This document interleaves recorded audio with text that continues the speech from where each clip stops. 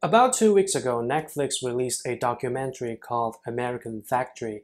It's about a Chinese glass company called Fuyao running a plant in Dayton, Ohio. I was very interested in the documentary because first, it was backed by Barack Obama. I've been very curious about what he's been up to since he retired. Most importantly, this is about China, so how can I miss that? For those of you who haven't seen the documentary, the film consists of 3 parts. The first part talks about how Fuyao, the Chinese company that makes 70% of the glass in the world, renovated the old General Motors factory and its plan to build a bond between Chinese workers and American workers. The second part talks about the American factory is not being profitable because the American workers seem to have different work ethics than that of the Chinese workers. So Fuyao flew the American managers out to China to learn about management skills. The third part talks about the resistance from the American workers against Chinese managers and what Fuyao did to resolve the conflict. So today, I'm going to talk about my thoughts after watching the documentary. First, I'll start with 4 scenes that left me the deepest impression. The first scene happened during a coffee break at the Fuyao headquarters in China. A Chinese manager was talking to this American manager who spoke pretty good Chinese. So the Chinese manager said in Chinese, "I heard that things are not going well in the American branch because the workers talk too much." And the American manager replied in Chinese, "Yeah, we're too lazy. I wish we could just put duct tape over their mouth." So this is American humor and you're supposed to laugh at this point, even though it's not funny to you. But the Chinese manager totally didn't get that. He wide opened his eyes and goes, "Really? Can you do that?" And the American goes, "Oh, no. You said they talk too much during work, so I say putting duct tape over their mouths so that they can improve their performance." And the Chinese looked at the camera and the facial expression was like, what the heck is this American talking about? I guess the American manager didn't know how to say "just kidding" in Chinese. And plus his delivery seemed like he was being serious. I remember this scene because it's so relatable to me, except this time it's the American humor getting lost in translation. Most of the time, my Chinese humor getting lost in translation when I talk to my American friends. The second scene, in my opinion, is actually the most touching scene from the documentary. So, because the factory is not doing well, a group of American managers were flown out to China, to the headquarters in China, to learn about management skills. It happened to be during the Chinese New Year, so the company was having an annual celebration where there's a banquet with shows on the stage performed by Fuyao employees. The American manager seemed a little bit overwhelmed or uncomfortable at first because as someone who has lived in the US for several years, I can tell that the show on the stage might seem a little bit odd or weird to average Americans. The scene I'm talking about comes at the end of the celebration where a group of young couples go on the stage and commence their wedding. Yes, these Chinese couples are getting married at a company event. While the wedding ceremony was going on, an American manager ran out the banquet hall. The camera followed him and found out that he was actually crying.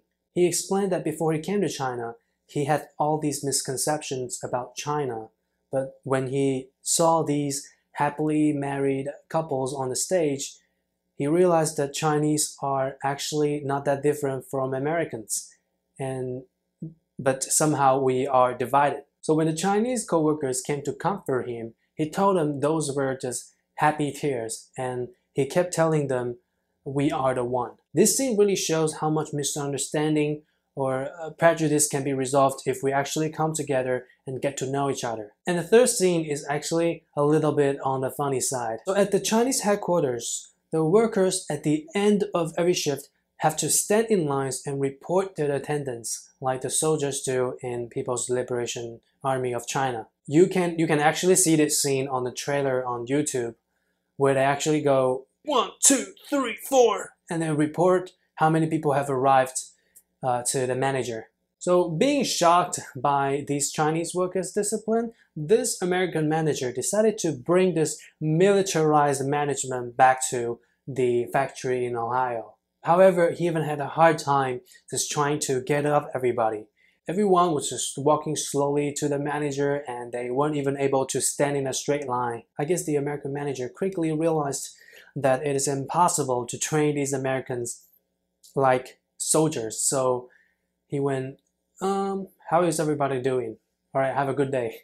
And then dismissed the group. That scene was awkward but funny at the same time. The fourth scene is during an internal meeting among the Chinese workers at the American factory. Fu Yao demoted all the American managers because the factory had not been able to become profitable. The American president of the factory was fired and they hired a Chinese who had stayed in the US for 26 years and China for 27 years. On the first day of his job, he gave a presentation on how to manage Americans. What he said was, Americans are overconfident. They were raised by being given a lot of encouragement. So basically, what he was saying is you have to treat these American workers like giant infants. My American viewers, do you think this is true? So these are the four scenes that left me the deepest impression. Throughout the entire documentary, the most frequent word that the American workers say is safety. And the most frequent word that Chinese workers say is lazy. So basically, the Americans are laughing at the Chinese for their negligence about safety. And the Chinese are laughing at the Americans for their work ethics. Well, in my opinion, I don't think safety should be neglected, and there are definitely some safety issues at the Fuyao factories. And I do think that Chinese people are the most hardworking people in the world. At Amazon, you always see Chinese managers or engineers voluntarily work overtime until 8 or 9 or even later. A lot of Chinese media like to use this documentary as an example of the clash of two cultures, and the Chinese culture is apparently the more diligent one. I don't think this is the message that Obama is trying to convey, nor should we look at the documentary in this way. The Chinese workers at the factory, no matter at the American factory or the factory at the headquarters, work hard because they have no choice. You can watch the documentary yourself to find out why.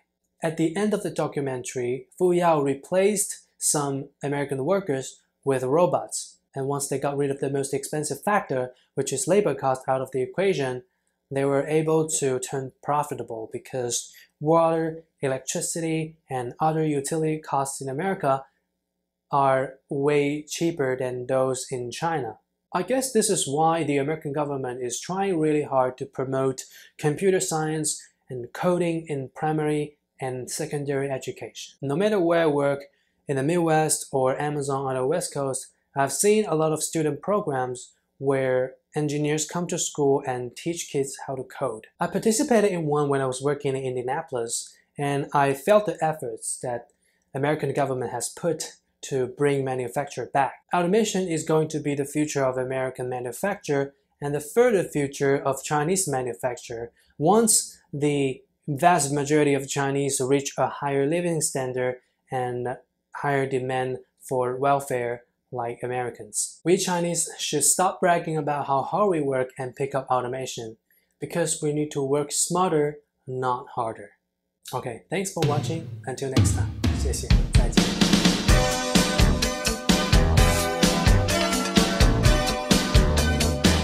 The factory was able to turn profitable because water...